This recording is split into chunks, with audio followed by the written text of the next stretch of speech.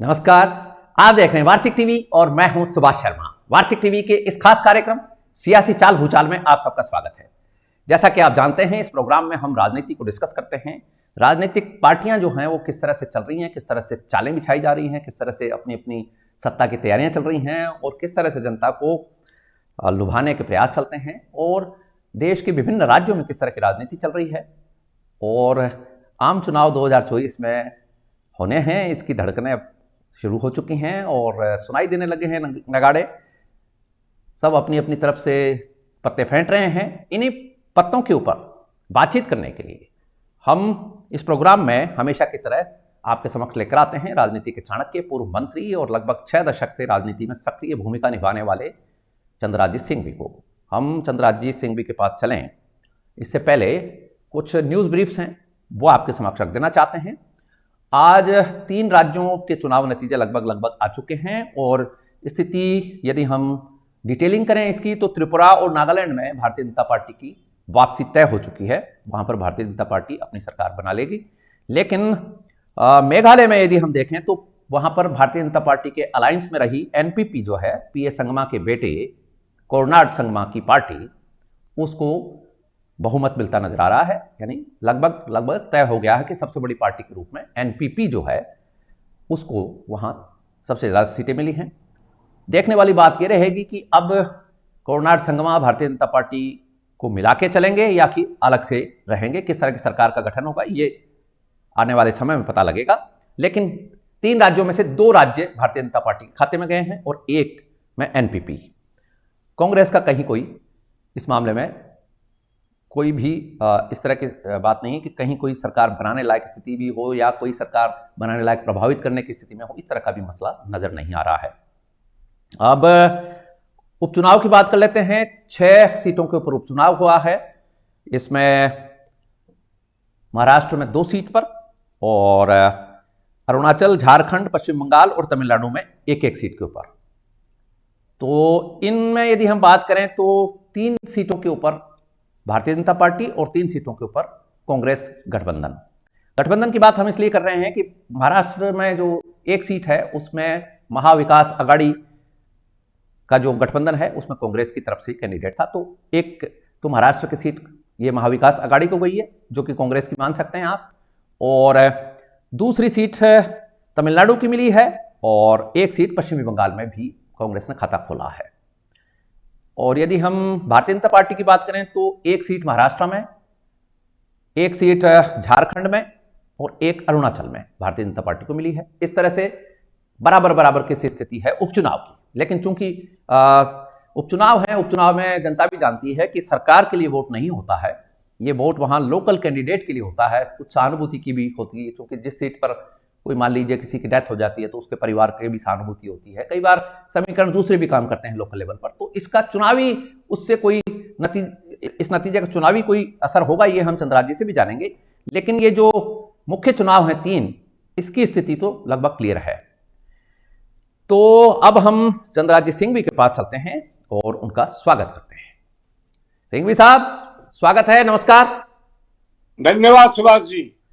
तो एक बात की तो आपको और हमारे व्यूअर्स को बधाई कि इस वक्त दिल्ली को यदि हम देखते हैं तो दिल्ली इस वक्त ऐसा लग रहा है जैसे यूएन का हेडक्वार्टर हो रखा हो, यूनाइटेड नेशंस का हेडक्वार्टर जिस तरह का। इतने लोग इस वक्त भारत में आए हुए हैं, दिल्ली में आए हुए हैं, देश की राजधानी में इतनी वीआईपी गैदरिंग है। करीब 100 देशों के लोग इस वक्त नई दिल्ली में मौजूद हैं। G20 के जो दुनिया के सबसे विकसित देश हैं, सबसे बड़ी अर्थव्यवस्था वाले देश हैं, वो G20 के विदेश मंत्रियों के अलावा रायसीना डायलॉग्स में भी बहुत सारे देशों के लोग आए हुए हैं। फॉरेन मिनिस्टर्स आए हुए हैं, स्ट्रेटेजिस्ट आए हुए हैं, डेलीगेट्स और अन्य तरीके के आए हुए हैं, आइडियोलॉग्स आए हुए हैं, थिंक टैंक्स आए हुए हैं। और इसमें ये जो रायसीना डायलॉग्स का उद्घाटन है, इसमें इटली की पीएम चीफ गेस्ट होंगी। तो एक तरफ रायसीना डायलॉग चल रहा है जो कि भारत का एक थिंक टैंक है जो विदेश मंत्रालय की तरफ से चलता है, स्पॉन्सरशिप की तरफ से, और दूसरा डायलॉग हो रहा है G20 का। तो इस वक्त जो है वो आप यूएन हेडक्वार्टर्स न्यूयॉर्क की तरह से दिल्ली की स्थिति देख सकते हैं। तो ये बधाई आपको और हमारे व्यूअर्स को। अब चलते हैं हम हमारी देशी सियासी चाल भूचाल की तरफ। क्या चाल है और क्या भूचाल है। तो जिस तरह के नतीजे हैं नॉर्थ ईस्ट के, इसके बारे में आप क्या कहेंगे? कहने को बचाई क्या है। त्रिपुरा, मेघालय और तीनों चुनाव में 2 जगह तो भाजपा क्लियर आ गई है। मेघालय में कौन जीता है? वो भाजपा का ही एक पार्ट था, संगमा का परिवार जीता है। इसको भी मेरे दृष्टि में, जहां मैं सोचता हूं, भारतीय जनता पार्टी की जीत कहा जाएगा। कांग्रेस का नाम ही नहीं है और पार्टी का नाम ही नहीं है। कांग्रेस का इतना प्रचार था, हम ये कर लेंगे, हम वो कर लेंगे, खुदा पार निकला चूहा, कुछ भी नहीं हुआ इनसे। भारतीय जनता पार्टी का वर्चस्व पूरे देश में है और इसकी परिणति इन दोनों प्रदेशों में हुई है।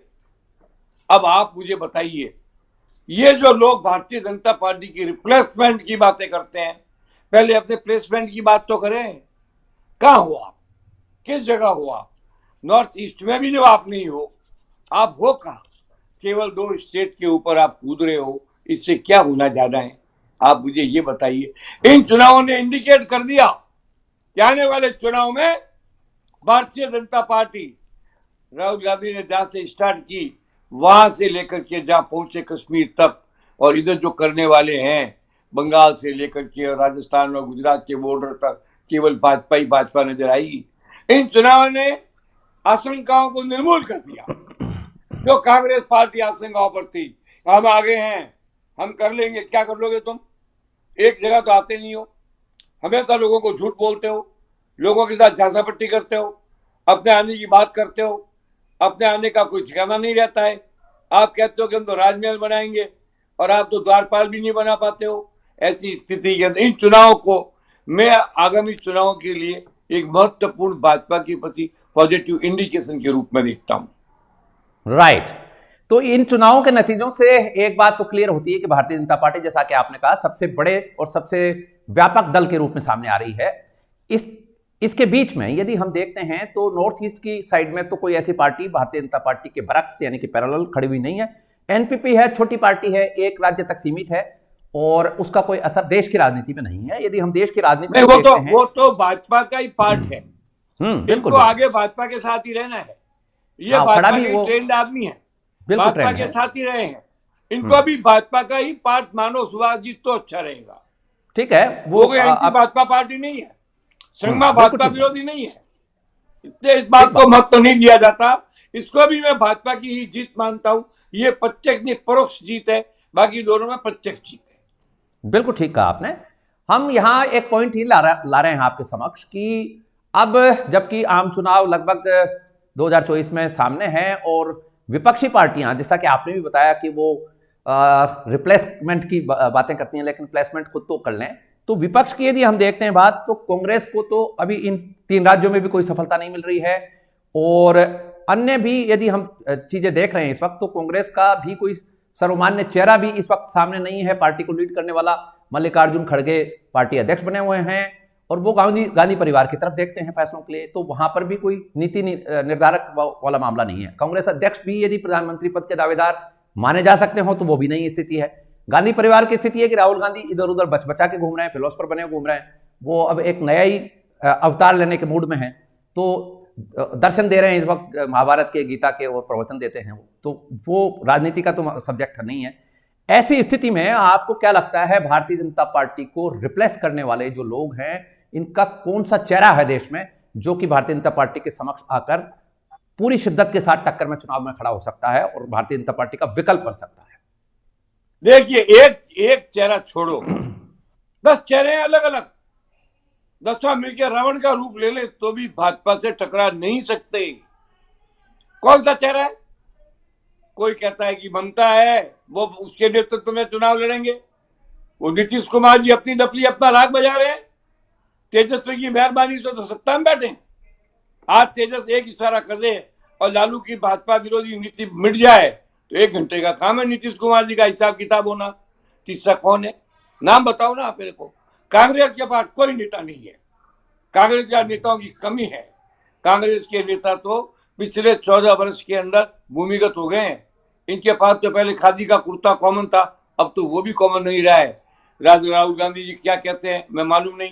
अब कभी कभी उबर करके राहुल की जगह प्रियंका का नाम ले आते हैं। आप बताइए इससे क्या होने वाला है। महाभारत के अंदर कई छोटे मोटे लोग कौरवों की सेना में शामिल थे, पर एक अर्जुन का मुकाबला तो कोई नहीं कर पाया उनका उस समय। तो फिर भी उनके बाद एक विश्व विजयी भीष्म पितामह जैसी ताकत थी, इनके पास तो वो भी नहीं है। इनके पास कुछ है ही नहीं। जब इनके पास कुछ है ही नहीं तो कांग्रेस की स्थिति कैसी है? 2 ईस्ट घटे, 2 शीश घटे और 4 घटे से पाया। भाइयों बताओ ये कांग्रेस कहाँ से लाया? कांग्रेस में कोई नेता नहीं, कांग्रेस में कोई नियति नहीं, कांग्रेस का कोई सिद्धांत नहीं। कांग्रेस ने तो भ्रष्टाचार के साथ समझौता कर रखा है। जिन 2 प्रांतों में कांग्रेस की सरकार है वह भ्रष्टाचार तो ध्रुव तारे से भी ज्यादा ऊंचाई पर है। दोनों को देख लीजिए आप, आपको पता लग जाएगा। क्योंकि मैं दोनों प्रांतों की सक्रिय राजनीति में रहा हूं, मैं जानता हूं। छत्तीसगढ़ और मध्य प्रदेश जो एक थे तब मैं उस स्टेट का 2 साल प्रभारी था, मैंने उनका भी हाल देखा है। वो विजय शुक्ला थी तो छत्तीसगढ़ में कांग्रेस का कुछ परचम था, अब वो भी रही नहीं है। ये चरणदास महंत और ये लोग हैं, ये तो सब सस्पेंडेड हुए हुए लोग हैं। बालिन तो हट गया था, शुक्ला भी हट गए थे। ऐसी स्थिति के अंदर आप मान लीजिए कि कांग्रेस के पास सरकार ही नहीं है, लेकिन 1-2 सरकारें हैं, वो बड़े बड़े सौदों की माहिर है, पुराने क्लेम्स को सेटल कर सकती है। इसलिए उनके बारे में आर्थिक स्थिति में 2 काफी है, ये कांग्रेस चला लेंगे और इनके नेता भी कांग्रेस चलाने में सक्षम है। उनको मालूम है कि कहीं छूट और लूट कैसे होती है और वो कर सकते हैं। आप भी मुझे बताइए, कांग्रेस में एक चेहरा बताइए जो प्रधानमंत्री पद का दावेदार हो। खड़गे साहब तो खड़ग ही नहीं सकते, उनके बारे में तो परमानेंट डायलॉग है मेरा, न ये खड़गेंगे न कुछ करेंगे। दूसरा कौन बताए? अब आप बताइए, एक नाम तो मुझे बताओ। राहुल गांधी बन ही नहीं सकता, असंभव है। कोई ऐसा नाम नहीं है जो सभी पार्टियों को स्वीकार हो, जिसको सभी पार्टियों के नेता अपना वरिष्ठ सहयोगी तक मानने को तैयार नहीं है, तो नेता कौन मानेगा? Sharad Pawar is too old and now too weak. उनके नेतृत्व में एकता हो नहीं सकती। बार बार आता है गठबंधन को एक होना चाहिए, वो स्टालिन बोलते हैं, कभी कोई बोलता है। अरे होना एक चाहिए, उद्देश्य तो बताओ। तुम्हारा उद्देश्य एक होने का अपनी अपनी स्टेट में ताकत बढ़ाना है, इसके अलावा कुछ नहीं है। आप सब स्टेट लीडर हो और सब स्टेट लीडर मिलकर के भी एक राष्ट्रीय नेता नहीं बन सकता। जैसे स्काउटिंग की 10 टुकड़ियां मिलकर के एक सेना नहीं बन सकती, वो स्थिति इन लोगों की है। ऐसी स्थिति के अंदर भारतीय जनता पार्टी के सशक्त नेतृत्व को चुनौती देने की कल्पना करना भी सूरज को दीपक दिखाने के समान होगा। ये इस कल्पना का मैं आदी नहीं हूं। मैं जानता हूं नरेंद्र मोदी तो बहुत बड़ी चीज है। नरेंद्र मोदी के बाद भाजपा में 10वें नंबर पर कोई है, उस आदमी से टक्कर लेने की औकात भी इन नेताओं की नहीं है। नरेंद्र मोदी को तो छू ही नहीं सकते, उन तक तो पहुंच ही नहीं सकते, वो उनकी कल्पना के बाहर है। अरे जो नरेंद्र मोदी विश्व राजनीति का ध्रुवीकरण कर सकता है, जो नरेंद्र मोदी विश्व के संग्राम और संघर्ष में अपनी भूमिका दे सकता है, उस नरेंद्र मोदी के सामने आप जिला स्तर के लोगों को लाओगे, तहसील स्तर के लोगों को लाओगे? Not possible at all. Subhash ji आप मान के चलो, इस तैयारी में कुछ भी रखा नहीं है। भारतीय जनता पार्टी दबंगता के साथ 2023 में ये आपने जो अभी बात कही है, ये जो आपने प्रधानमंत्री मोदी के लिए जो बात कही है विश्व पटल के ऊपर, आज इटली की प्रधानमंत्री ने मेलोनी ने ये कहा मंच पर मोदी को एड्रेस करते हुए कि you are the most lovable leader amongst the all world leaders. Subhash ji, lovable, acceptable, respectable, 3 बोलना, 2 बात बोलना भूल गए। लवेबल, एक्सेप्टेबल एंड रेस्पेक्टेबल आदमी है नरेंद्र मोदी। फिर भी इटली के प्रधानमंत्री ने जो बात कही है उसके लिए देश उनका आभारी रहेगा। उन्होंने सच्चाई बयान की है जो हमारे देश के नेता नहीं कर सकते। एक इटली का प्रधानमंत्री इस देश को समझ रहा है और हमारे देश के चुटभई नेता नहीं समझ रहे हैं। कि आपको इस पर अफसोस नहीं हो रहा है? सुभाष जी, सच्चाई कहने में दम चाहिए, सच्चाई देने में हिम्मत चाहिए। कल सच्चाई यही है, प्रधानमंत्री ने कही सच्चाई। आप देखिए जरा कि विश्व के इस G20 के इस समिट में कल उन्होंने जो सच्चाई रखी है वो कोई विश्व का बड़ा नेता ही कर सकता है। उन्होंने पूरे विश्व को आड़े हाथों लिया और विकसित देशों को, जो डेवलप्ड कंट्री हैं, उनको आड़े हाथों लिया। उन्होंने कहा कि जो कार्बन फुटप्रिंट आप प्रदूषण फैलाते हैं और हमारे जैसे जो देश हैं, विकासशील देश हैं, उनके ऊपर सबसे ज्यादा असर आता है। और यही नहीं रुके पीएम मोदी, उन्होंने यहां तक ललकारा कि ये यूएन जैसी जो संस्थाएं हैं आपने जो बना रखी हैं, ये फेल हुई हैं। विश्व को लीडरशिप देने में ये संस्थाएं फेल हो चुकी हैं, यहां तक कहा। भाई सुभाष जी, नरेंद्र मोदी जी इतना सच बोल देते हैं कि वो ये कल्पना भी नहीं करते कि उनकी सच्चाई का जो वज्रपात है वो कई देशों के नेताओं के सर पर घात की तरह पड़ता है, मगर इसके बाद में मुस्कुरा करके कहते हैं livable man, he is respectable man, he is acceptable man, he is the only man. तो ये बहुत बड़ी बात है। अब हर सवाल मोदी के व्यक्तित्व के सामने आपने प्रश्न पैदा किया था कि ये सब छोटी पार्टियां मिलकर के क्या कांग्रेस का विकल्प की ओर भाजपा के विकल्प की ओर जा सकती है? आप ही बताओ। इन लोगों के पास में, किसी आदमी के पास में अंतरराष्ट्रीय राजनीति को समझने की तो हैसियत ही नहीं है। अंतरराष्ट्रीय राजनीति को तो भाजपा भी मोदी के अलावा बहुत कम लोग हैं जो समझते होंगे। मोदी ने राष्ट्रीय परिधान पहनकर अंतरराष्ट्रीय परिधान को समझा है। मोदी ने राष्ट्रीय चश्मे से अंतरराष्ट्रीय राजनीति को देखा है। मोदी ने राष्ट्रवाद को देखते हुए अंतरराष्ट्रवाद पर कब्जा कायम किया है। Modi cannot be replaced, Modi is unreplaceable, Modi is to be acceptable. 350 से 400 सीट अकेले मोदी लेके आएंगे और ये सब छूट भाई। आज कांग्रेस की 40 सीट है। मैंने पिछले इंटरव्यू में कहा था अगली बार कांग्रेस की 32 सीट आएगी, 33 सीट नहीं आएगी। राजस्थान में 25 में से 0 से 0 रहेंगे, गुजरात में 26 में से 0 से 0 रहेंगे। आप ये बताओ जो 10 में से 0 नंबर लाने वाला है वो उत्तीर्ण कैसे होगा? जब उत्तीर्ण नहीं होगा तो प्रथम कैसे आएगा? बहुत स्पष्ट आपसे सवाल किया है। मैंने इटली के उस प्रधानमंत्री को जिसने कहा कि Modi is a lovable person, मैं कहूंगा कि एक बार पुनः बोलो, लवेबल, एक्सेप्टेबल एंड रेस्पेक्टेबल, तीनों शब्दों का प्रयोग करें। नहीं, ठीक बात है। जो चीज है वो कहनी पड़ेगी। इस वक्त भारत की जो स्थिति है वो ऐसी है कि हर विकसित देश भारत की तरफ ताक रहा है, भारत में आना चाहता है, भारत के साथ इंटरमिंगल होना चाहता है, भारत के साथ टेक्नोलॉजी ट्रांसफर करना चाहता है, भारत के लोगों को, यहाँ की जो प्रतिभा है उसको ले जाना चाहता है। अभी हाल ही में जर्मनी के चांसलर आए थे, उन्होंने कहा कि हम भारतीयों को चाहते हैं, हमारे यहाँ आइए आप। और इटली वाले भी जो आई हैं, प्रधानमंत्री मैडम आई हैं, ये इसीलिए आई हैं कि भारत के साथ में स्ट्रेटेजिक पार्टनरशिप, अब आप देखना थोड़े दिनों में घोषणा हो जाएगी कि ये स्ट्रेटेजिक पार्टनरशिप हो चुकी है इटली के भारत के साथ में। और आप इंग्लैंड ने सुनक के आने के बाद जो टाटा के साथ में एयरबस का इनका जो समझौता 500 प्लेन का हुआ है, क्या ये भारत की प्रतिष्ठा का प्रतीक नहीं है? आप देखिए सुनिए, एक मिनट रुकिए। आपने ये नाम ले लिया और रेफरेंस आई गया है तो हम यहाँ हमारे व्यूअर्स को भी बता देते हैं कि ये जो 100 अरब के आसपास की डील है टोटल मिलाकर, अमेरिका, फ्रांस और यूके के साथ मिलाकर, अब पूरी विश्व की ताकतें ये कह रही हैं कि 3 बड़ी महाशक्तियों को भारत ने 100 अरब डॉलर में अपने कब्जे में कर लिया है और तीनों के आप देखिए 100 अरब डॉलर तो उसका परिणाम है, कब्जे में तो पहले से ही है। नहीं, इसका देखिए, नहीं, एनालिस्ट की बात कह रहे हैं हम। एनालिस्ट ये कह रहे हैं कि 100 अरब डॉलर की इस डील ने क्या कमाल किया है। आप देखिए जरा कि तीनों के तीनों राष्ट्राध्यक्ष, फ्रांस के, यूके के और अमेरिका के तो जो बाइडेन ने यहां तक कहा कि हमें खुशी है कि इस डील से अमेरिका के 1 लाख लोगों को रोजगार मिल सकेगा। आप देखिए जरा विकसित देशों में भारत की किस तरह से बढ़ती हुई लोकप्रियता है। ये आपने अच्छा रेफरेंस याद दिलाया व्यूअर्स के लिए भी, तो that was a good point. Wide देखिए, Modi ji is a wide spectrum. जिस प्रकार से व्हाइट रोशनी में 7 रंग मिले हुए होते हैं, मगर वो होती व्हाइट है।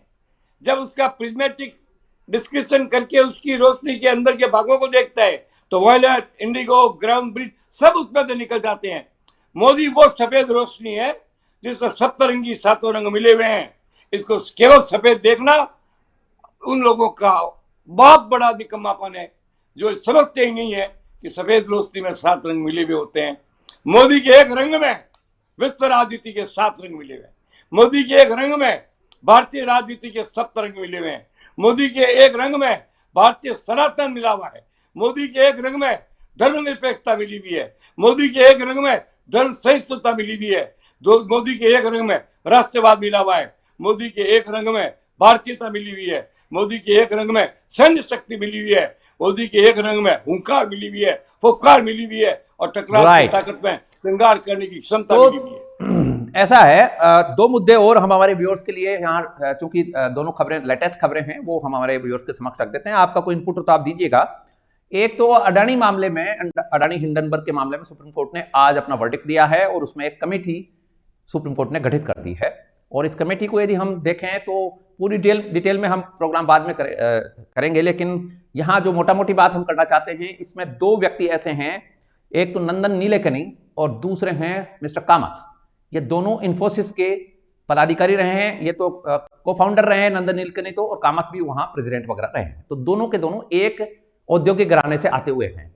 दूसरी बात इसमें हम ये कहना चाहते हैं कि सेबी की जो जांच चल रही है उसके बरक्स ये नई कमेटी गठित कर देना, तो क्या ये शॉर्ट सेलिंग में जब भी स्टॉक्स फंसेंगे, कभी भी ऐसी घटनाएं होती रहती हैं स्टॉक मार्केट में, तो क्या सुप्रीम कोर्ट हर बार कमेटी बनाएगा? और क्या सेबी की जो एक इंटीग्रिटी है उसका क्या हाल होगा? सेबी की जांच का क्या हुआ फिर? तो सेबी की तो कोई मतलब मानी ही नहीं। सुभाष जी, सेबी को सबऑर्डिनेट कर दिया गया।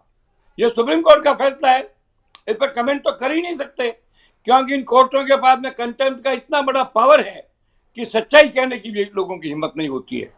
अब मैं आपसे बताऊं अडानी के बारे में। पिछले 2 दिनों में अडानी के मार्केट वैल्यू 1 लाख करोड़ बढ़ी है। मैं एक ही बात जानना चाहता हूं, चाहे सेबी है, चाहे कोई कमेटी है, चाहे कैसी जांच कर ले, सरकार कर ले, अगर मोदी के पास, मैंने एक प्रश्न कहा था, paper value is not the asset value. अगर अडानी के पास एसेट वैल्यू ज्यादा है और लायबिलिटी वैल्यू कम है, तो आप कितना भी उसको रगड़ दो, कितना भी उसके खिलाफ जांच कर लो, कुछ नहीं होना है। अगर मेरे पास में 5 लाख रुपए है और बैंक का 2.5 लाख का कर्जा है, तो मैं दिवालिया कैसे हुआ? 2.5 लाख तो सरप्लस है। अडानी का राइज वापस होगा, ये मेरी आज शेयरों में तेजी है उनके, बता अभी आज लगभग सारे शेयरों में तेजी है, 4-5% की आज तेजी आ गई है शेयरों में। आज शेयर्स में तेजी है, अडानी ग्रुप के शेयर्स में तेजी आ गई है। कल भी थी, परसों भी थी, 3 दिनों में 1 लाख करोड़ वैल्यू बढ़ी है। अगर ऐसा 1 महीने चलता रहा तो 6 लाख फिर बढ़ जाएगी। ये अडानी के खिलाफ है हिडनबर्ग का ये नाटक षड्यंत्र था। एक भारतीय उद्योगपति विश्व के पटल पर दूसरे नंबर पर आ गया, इसके प्रति जेलसी थी। इतना कुछ भारत के लोग और कुछ ही विदेशी उद्योगपतियों का मिला हुआ हाथ था। अब एक और बात है कि दूसरे औद्योगिक घराने के लोगों को जांच के लिए ला रहे हो आप, तो ये भी कोई समझ में आने वाली बात नहीं है। लेकिन खैर बहरहाल जो है, दूसरा फैसला भी सुप्रीम कोर्ट का ही है। दूसरी खबर भी हम हमारे व्यूअर्स के सामने रख देते हैं। सीईसी को लेकर और कमिश्नर्स को लेकर जो गाइडलाइंस दी हैं सुप्रीम कोर्ट ने, उसमें प्रधानमंत्री होंगे, लीडर ऑफ अपोजिशन होंगे और सीजेआई होंगे, चीफ जस्टिस ऑफ इंडिया होंगे। इन तीनों की एक कमेटी डिसाइड करेगी कि ये सीईसी वगैरह किस तरह से काम करेंगे। ठीक है, अपॉइंटमेंट की आपने कर दी व्यवस्था। लेकिन सवाल ये है, जनता ये भी तो जानना चाहती है कि भाई सुप्रीम कोर्ट के जो जज हैं, हाई कोर्ट्स के जज हैं, उनका और आपका खुद का सीजेआई का जो चयन है, उसके लिए भी कोई कमेटी बन जाए जो कि इसी तरह की कमेटी हो जिससे पारदर्शिता आए। कोलेजियम सिस्टम के अलावा ये जो कमेटी है एलओपी की, और ये राष्ट्रपति को रिकमेंड करें। सेम जो है जुडिशियल जो रिफॉर्म्स हैं उनको आप भी एक्सेप्ट कर लो, तो उसमें क्या दिक्कत है? आपको इसका एक लाइन में जवाब है, एक लाइन में जवाब है जो कहा गया बरसों से, क्योंकि एक कहावत बनने में 1000 वर्ष लगते हैं। समृद्ध को नहीं दोष गुसाई। जिसकी जांच जिसकी चलती है वो अपनी दुकान चला लेता है, जिसके बाद जितना चलता है वो अपना पावर का यूज कर लेता है। ये भी ठीक है, सुप्रीम कोर्ट के कोई रेगुलेटरी कमेटी बन जाए, मैं इसको संभव नहीं मानता इस देश के अंदर, क्योंकि संविधान के अंदर सुप्रीम कोर्ट को वो अधिकार है जो केवल संविधान ही परिवर्तित कर सकता है। लोकसभा और राज्यसभा मिलकर पूरा देश नहीं, कॉलेजियम का संविधान में कोई जिक्र ही नहीं है। कॉलेजियम का कोई जिक्र नहीं है। तब ये मांग बाजी में यही तो हम कह रहे हैं, कॉलेजियम तो इन्होंने खुद ही शुरू करी है। तो सही ऐसा है, आपको याद होगा थर्ड फ्रंट की सरकारें आ रही थी, थर्ड फ्रंट की सरकारें। कॉलेजियम का संविधान में वर्णन नहीं है। कॉलेजियम तो परंपरागत चल रहा है, परंपरा तोड़ना भी एक हिम्मत का काम है। हाँ, हो जाएगा। आप 2024 में होना चाहिए, ऐसा है, होना चाहिए, क्यों नहीं होना? 2024 का चुनाव आ रहा है, चीज पर नियंत्रण है तो न्याय पर भी नियंत्रण होना चाहिए। क्या बात है? संविधान प्रदत्त व्यवस्थाएं होनी चाहिए। संविधान में जो सिस्टम है उसको फॉलो करिए, आप भी करिए, सबको कराइए फिर। और दूसरी बात यह है कि आपने अपने आप ही ले लिया, अपने आप ही डिसाइड कर लिया और अपने ही कुल्हड़ी में गुड़ फोड़ लिया, ये सारा काम चला रखा है। मैंने कहा ना, समर्थ को नहीं दोष गुसाई। हरे हरि जीते सुदामा, फिर भी जयकार हरि ने पाई, ये तो चलता है। ठीक बात है, कोई सिद्धांत में फर्क नहीं है। तो चलिए वापस राजनीति के ऊपर आते हैं और ये तो देखेंगे कि 2024 के बाद में ये जो प्रधानमंत्री इस वक्त जो बैकफुट पर खेल रहे हैं देश के अंदर की बातों के ऊपर, इसमें कुछ फ्रंट फुट के ऊपर चीजें आकर फिर रिफॉर्म्स होंगे कि नहीं होंगे, देखने वाली बात रहेगी, ये समय बताएगा। लेकिन बात यह है कि 24/7/365 राजनीति और चुनाव की तैयारी करने में लगी हुई जो भारतीय जनता पार्टी है, केंद्र की यदि यूनिट्स को देखें तो वो अपना कमाल दिखाती रहती हैं। लेकिन हम अब आपकी कर्मभूमि राजस्थान की तरफ आते हैं। यहां पर चुनाव इसी साल होने हैं और ये जो 24/7 का जो मसला है, यहां पर भी आपको क्या दिखाई देता है? भारतीय जनता पार्टी उस तैयारी में है क्या? और दूसरा सवाल इसी से लगता हुआ कि गुलाब चंद कटारिया एलओपी अब चले गए हैं राज्यपाल बनकर, उनकी जगह पर एलओपी कौन होंगे और किस तरह की इस यूनिट में आपको दिखाई स्थिति दे रही है इस वक्त? देखिए, अब क्या एक विधानसभा के सत्र के कुछ दिन बाकी है, अगर मान लीजिए लीडर ऑफ अपोजिशन नहीं बने तो फर्क क्या पड़ता है? और गुलाब चंद जी को तो जाना ही था। गुलाब चंद जी केवल अपनी उपस्थिति दर्ज कराने के अलावा कोई अंतर राजनीति करते नहीं थे, उनका राजनीति से कोई लेने देना नहीं था। वो अपने आप को जाने के पहले दिन तक संघ का प्रचारक ही मानते रहे। उनकी जगह लेने के लिए या कई नाम चल रहे हैं। कोई आदमी तक मैंने पूछा एक आदमी से, भाई तुम बम्बई जाओगे तो सेशन तो होना नहीं है, 3 दिन का एक सेशन आएगा, लीडर ऑपोजिशन का रोल क्या है? तो कहता है मेरा स्टेटस बढ़ जाएगा। जब पद को स्टेटस बढ़ाने का माध्यम बना लिया जाए तो संघर्ष होना वाजिब है। मेरे हिसाब से जो मैं जानता हूं, जो मेरी जानकारी है, अब कोई लीडर ऑफ अपोजिशन बन जाएगा इसकी संभावना कम है। लेकिन लोग ट्राई कर रहे हैं। अरे ऐसे ऐसे लोग ट्राई कर रहे हैं जो पूरे काले कपड़े पहने हुए हैं, वो भी ट्राई कर रहे हैं, ब्राउन कपड़े वाला भी ट्राई कर रहा है।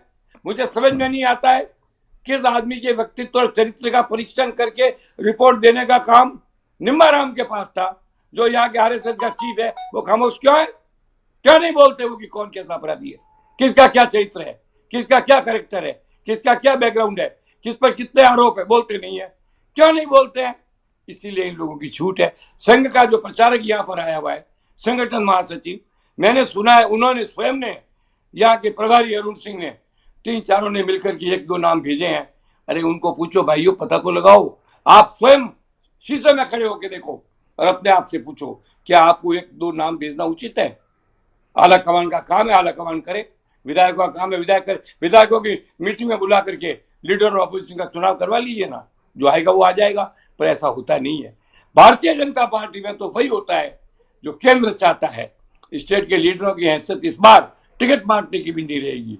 मैं तो आपसे कहता हूं, थोड़े दिन तक ये स्थिति रही तो राजस्थान के स्थानीय नेता चटनी बांटते नजर आएंगे, टिकट बांटते हुए नजर नहीं आएंगे। तो ये अभी जो एक कन्फ्रंटेशन और सुनाई दे रहा है कि वसुंधरा राजे जो हैं वो सालासर जाकर अपनी ताकत दिखा रही बताई और विधायकों को जयपुर में रहने के निर्देश दिए गए हैं, ये क्या विरोधाभासी बात आ रही है? आप मुझे एक बात बताइए, आज भीड़ इकट्ठी कर ले, वसुंधरा जी जाएगी, भीड़ हो जाएगी। वसुंधरा जी के 25 नाम मान लीजिए अंधे भक्त हैं। मैंने पूछा उनमें से 4 को, मेरे घर बुला के पूछा है, उनके नंबर 1-2 को पूछा है कि भाई एक बात बताओ, तुमसे एंड में कहा जाएगा कि तुम भारतीय जनता पार्टी का टिकट लोगे वसुंधरा जी का, तो उनमें से 99% भाजपा का टिकट लेंगे। इसलिए वसुंधरा के समर्थक केवल नारेबाजी तक सीमित है। जब उनके सामने पार्टी का टिकट आएगा तो दुम हिला करके उस पार्टी के टिकट को चाटने के लिए जमीन पर घोड़ी बन के टिकट लेंगे। वसुंधरा का एक भी आदमी नहीं रहेगा। हाँ, भीड़ करके वसुंधरा जी साबित करना चाहती है कि वो लोकप्रिय है, तो वसुंधरा की लोकप्रियता को चैलेंज किया ही नहीं किसी ने। बताइए, बात है किस नेता ने किया? मैं तो उनका पॉलिटिकल एडवाइजर रहा हूं, उनका कैबिनेट मंत्री रहा हूं, उनके साथ रहा हूं। 25,000 लोगों की भीड़ में उन्होंने राखी बांधकर मुझे भाई घोषित किया था। मैं कहता हूं वसुंधरा लोकप्रिय है, मगर वसुंधरा भूल गई कि भारतीय जनता पार्टी में नेतृत्व, सिद्धांत और संघ के प्रति आस्था महत्वपूर्ण है, लोकप्रियता कम महत्वपूर्ण है। फिर भी वो एक्सपेरिमेंट कर रही है। अच्छी खासी भीड़ होगी, इसमें दो राय नहीं है। राइट। एक खबर और है इन दिनों कि जाट महाकुंभ या जाट सम्मेलन हो रहा है, ये क्या मामला है? ये किस तरह की राजनीति है? देखिए, जाट राजस्थान की सबसे बड़ी और ताकतवर कौम है। जाटों ने 50 साल तक कांग्रेस को जिंदा रखा और जब 2003 में जाटों ने आंख फेरी तो कांग्रेस भूलुंठित हो गई और भाजपा को जबरदस्त बहुमत 120 का मिला। मैं ये नहीं कहता हूं पर मेरा उस तक कुछ रोल था, क्योंकि मुझे भाजपा के जाटों ने नहीं, राजस्थान के जाटों ने मीटिंग करके जैन को जाट बनाया था, जिसकी अध्यक्षता विश्वेंद्र सिंह ने की थी और जिसका प्रस्ताव पिलानिया जी ने रखा था और जिसके वोटिंग नाथुराम मिर्जा ने करवाए थे। मैं कहता हूं जाटों का कुंभ ये एक नहीं, जब तक जाट मुख्यमंत्री नहीं बनता है हर गांव में जाट का कुंभ होना चाहिए। आप बताइए, हर आदमी हर कौम का आदमी बन गया, वो 2.5% का शिवचंद बन गया, 1.5% का जगन्नाथ पाड़िया बन गया। What is wrong? इसलिए जाटों का ये महाकुंभ जाट जनगणना नहीं, जाटों के मुख्यमंत्री की डिमांड है। अब ये बात अलग है कि जाटों का असली नेता कौन है। ये कुंभ वाले कहेंगे हम है, हनुमान बेनीवाल का मैं भी हूँ, तो सुभाष मेहरिया जाएगा वो कहेगा मैं भी हूँ, सुमित्रा जी जाएगी तो कहेगी मैं भी हूँ। जाटों में क्या हुआ है, पहले तो 2-3 बड़े नेता थे जिनके आगे सारा जाट समाज एक था, नाथुराम मिर्जा, रामनिवास मिर्जा, परशुराम मदेरना, उमाराम आर्या। अब वो नहीं है। जाटों के इस विभाजित होने की स्थिति के अंदर इस महाकुंभ का लाभ कैसे हो पाएगा, ये मेरी समझ के बाहर है। राइट। क्योंकि आज जाटों का जो युवा वर्ग है वो तो केवल हनुमान बेनीवाल के साथ है, इसमें आप इनकार नहीं कर सकते। और जाटों का जो बुजुर्ग वर्ग है वो बेटा बटा हुआ है। मैं चाहता हूँ जाट कुंभ के अंदर समग्र जाट नेता जाए, हनुमान को भी बुलाना चाहिए, हनुमान को जाना चाहिए। मेरे मित्र विजय पुनिया भी जा रहे हैं, हनुमान भी जाएंगे, एक को जाट को बुलाना चाहिए। मेरे एक छोटे भाई है जोधपुर के अंदर, उन्होंने जाट एकता में बहुत काम किया, राम प्रकाश चौधरी जो हाउसिंग बोर्ड के डायरेक्टर थे, उनको भी बुलाना चाहिए। जाट कुंभ में पक्षपात नहीं होना चाहिए। एक अंतिम सवाल है आपसे। पक्षपात हुआ तो जाट कुंभ फेल होगा, और अगर पक्षपात नहीं हुआ तो जाट कुंभ जाटों में नेतृत्व को जन्म देगा, ये मेरा विश्वास है। राइट। तो राजस्थान की जब बात चली रही है तो आपसे ये भी पूछ लें कि इस वक्त सरकार का क्या मसला चल रहा है, किस तरह का विद्रोह जो था वो कुछ दबा हुआ है या कि उभरेगा या कि दब गया है, क्या होगा? ऐसा है, मेरी बात सुनो, किसी आदमी के इंटेस्टाइन में कैंसर हो जाए तो इंटेस्टाइन को काट करके छोटी करके जिंदा रखा जाता है, पर इंटेस्टाइन की लंबाई तो कटी जाती है, उसकी लंबाई कैसे बराबर करोगे? सरकार है का? मैंने इसको सरकार माना ही नहीं। इस सरकार में एक रिंग मास्टर है, कोड़ा मास्टर बोलते हैं उसको, एक टाइगर प्लेयर है। इनकी लड़ाई में सारे लोग दर्शक कर रहे हैं, दर्शन करते हैं, दर्शक इनकी लड़ाई देखकर हंसते हैं, इनकी लड़ाई देखकर चौंकते हैं। इन नेताओं की 2 की लड़ाई में राजस्थान की जनता के 4 बरस मिट्टी में मिल गए।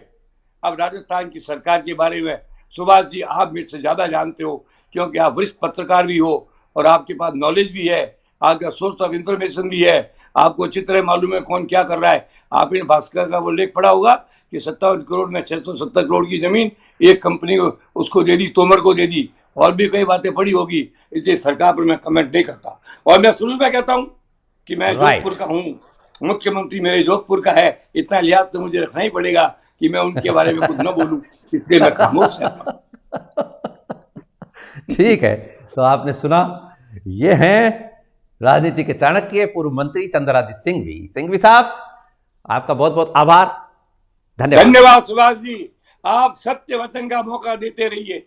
अल्टीमेटली हरिश्चंद्र जीतेगा, अग्नि वशिष्ठ जीतेगा और विश्वामित्र हारेगा। Thank you.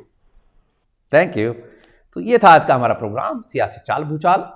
आपने हमें ज्वाइन किया, इसके लिए आपका बहुत बहुत आभार, धन्यवाद। I wish you good luck, success and happiness. Thank you so much.